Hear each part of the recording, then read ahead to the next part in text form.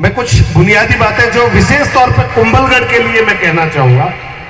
मैं विभिन्न क्षेत्रों में जाता हूं तो मेरा प्रयास रहता है कि वहां की जो वास्तविकता है उस वास्तविकता के आधार पर मैं बात करूं। मैं कुंभलगढ़ क्षेत्र के लिए जब बात करता हूं, मैं कुंभलगढ़ से ऐसा नहीं, कुंभलगढ़ मेरे लिए नया है।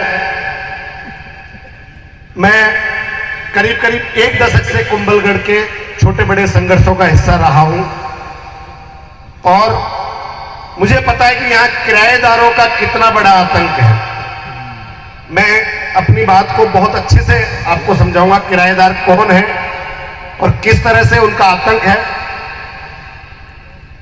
ये जो किराएदार की बात मैं कर रहा हूं, ये किराएदार वो लोग हैं जो हमारे आदिवासियों की जमीन पर, हमारी जो जमीन है उस जमीन को अलग अलग तरीके से हड़प कर आज बड़ी बड़ी होटलें बनाकर यहां बैठे हैं। जो यहां के बड़े बड़े, जो आप उनको अलग अलग नामों से संबोधित करते हो, अभी काकान भाबान जो भी, ये सब हमारे किराएदार हैं। ये जितनी, यहां तक कि ये कुंभलगढ़ का जो किला है वो किसी और का नहीं है, वो भी हमारा है, लेकिन ये किराएदारों ने हड़प लिया है। ये किसी और का नहीं है, ये हमारा है। वो भी किराएदारों ने हड़प लिया है।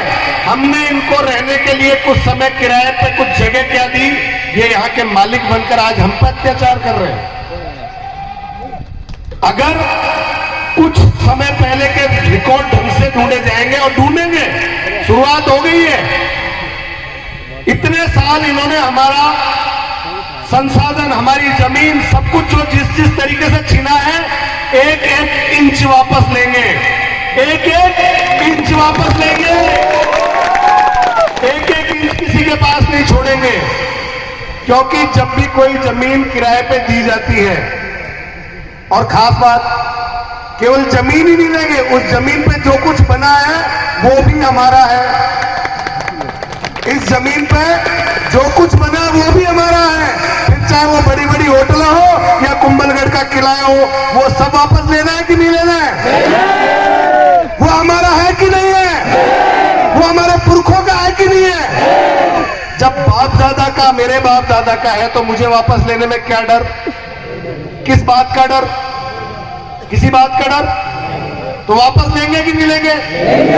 एक बार जोरदार आवाज में इनको बता दो, वापस लेंगे कि नहीं लेंगे? वापस लेंगे कि नहीं लेंगे? तो ये तो भैया सुन लो, हमने तय कर लिया कि जो हमारे बाप दादा ने चाहे तुमको कैसे भी दिया, किराए पे दिया कि एहसान करके दिया, तुमको भीख समझ के दिया, क्योंकि बहुत सारे मंगतों को भीख समझ के जगह थी, वो मंदिर बना के बैठ गए।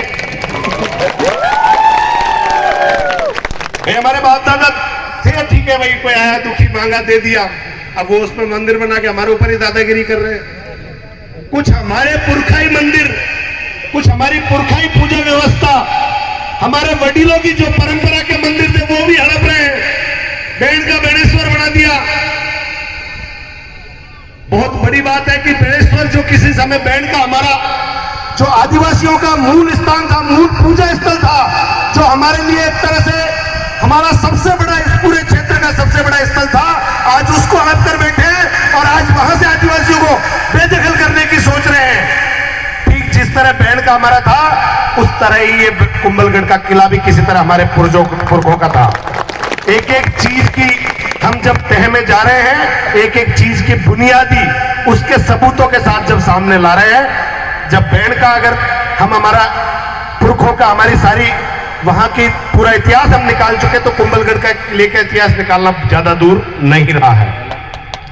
अब मैं जो बात कह रहा था कि कैसे लेंगे, हम किसी को किराए पे अगर कोई मकान या जमीन देते हैं कि भाई 10 साल के लिए किसी को किराए पे दी और उसने उसमें झोपड़ी बना ली, भाई हमने जमीन किराए पे दी, उसने उसमें रहने के लिए झोपड़ी बना ली।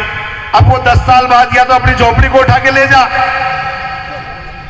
भाई 10 साल बाद या तो अपनी झोपड़ी को उठा के ले जा, नहीं ले जा सकता तो जो है वो हमारा है। तो इस जमीन के नीचे जो है, मैं खास तौर पर, विशेष तौर पर जब राज संबंध की बात आती है, तो यहाँ जमीन के ऊपर भी बहुत कुछ हमारे पुरखों का है और जमीन के नीचे जो कुछ है, यहाँ जितना खनिज है, ये मार्बल की जो बड़ी बड़ी खदानें हैं, ये किसकी थी? ये किसकी थी? अगर ये हमारे पुरखों की थी तो आज उसका मालिकाना हक किसी और के पास कैसे है?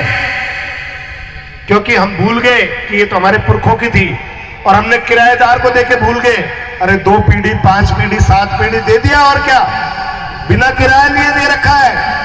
अब तो वापस लेना पड़ेगा बाप दादाओं का माल, लेना पड़ेगा कि नहीं लेना पड़ेगा?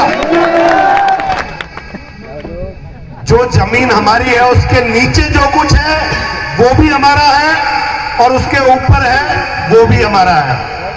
अब किराएदारों का नंबर लगाना शुरू, बहुत कर लिया तुमने, किराएदार रह के हमारे ऊपर अत्याचार खूब कर लिया। कुंभलगढ़ क्षेत्र में तो विशेष तौर पे किराएदारों के बिना तो अब हमारे ज्यादातर भाई पीड़ित इसी वजह से हैं। मानते हैं छोटी मोटी कमियां हमारे अंदर भी हो सकती है, छोटी मोटी गलतियां हमारे लोग भी कर सकते हैं, पर देखो एक चीज मैं आपको साफ तौर पे कह सकता हूं कि हमारी गलतियां सिर्फ इतनी सी है कि हमने अपने हक और अधिकार को नहीं पहचाना है। इसके अलावा हमारी कोई गलती नहीं है। जब हम अपने हक और अधिकार की बात करते हैं तो फिर मांगने की जरूरत ही नहीं पड़ेगी, हमें किसी के आगे हाथ फैलाने की जरूरत नहीं पड़ेगी। जो कुछ है वो हमें हमारे हक और अधिकार और संवैधानिक दायरे में रहकर अपने आप मिलेगा, लेकिन बशर्ते उस दायरे को समझने की जरूरत होगी। मुझे आप इशारा कर देना कि क्योंकि मुझे आगे आपकी लिस्ट के अनुसार कितना समय है, आपको लगे कि जितना समय है, मुझे एक छोटा सा इशारा समय से 5 मिनट पहले मुझे जरूर कर देना, क्योंकि बोलने को अभी तो मुझे लगता है कि मूल विषय पर नहीं आया हूं। मैं जिस बात कर रहा था कि यहां पे जो किराएदार हैं उन्होंने हमारी जमीन हड़पी और आज वो यहां के मालिक बनकर हमारे लोगों के ऊपर अत्याचार कर रहे हैं। आज जो जमीन पहले हड़पी जो हड़पी, आज वर्तमान में जो कुछ छोटी मोटी जमीन हमारे लोगों के पास बची है उसको हड़पने के लिए रोज षड्यंत्र कर रहे हैं। मैं कुंभलगढ़ के बारे में ज्यादा नहीं, लेकिन अगर नजदीकी से बात करूं तो पिछले 1 दशक से करीब 10-12 सालों से मैं यहां से वास्तविक रूप से जुड़ा हुआ हूं। अब मुझे आप बताइए कि पिछले 10-12 सालों पहले हमारे आदिवासी समाज के पास जो जमीन थी, क्या आज उतनी की उतनी है? कहां गई जमीन? अगर नहीं है तो कहां गई वो जमीन? कौन खा गया उस जमीन को? आसमान निकल गया? उस जमीन को वही किराएदार धीरे धीरे करके हड़प रहा है। अब आपको अपनी जमीन वापस लेनी होगी। जब तक आप अपनी जमीन वापस नहीं लोगे, जब तक इसको समझ में नहीं आएगा किराएदार को कि मेरा मालिक कौन है। और ये जमीन हम कैसे लेंगे? ये हम लेंगे 5th शेड्यूल से, 5वीं अनुसूची से। हम इनसे लड़ाई नहीं लड़नी है, हमें इनसे कोई लड़ाई नहीं लड़नी, ना हमको शासन प्रशासन से कोई लड़ाई लड़नी है, ना उनको कोई गाली देनी है, ना इन किराएदारों को कोई गाली देनी है। हमें सिर्फ एक काम करना है, हमारे हक और अधिकार संवैधानिक दायरे में समझने की जरूरत है। मेरे पूर्ववक्ता ने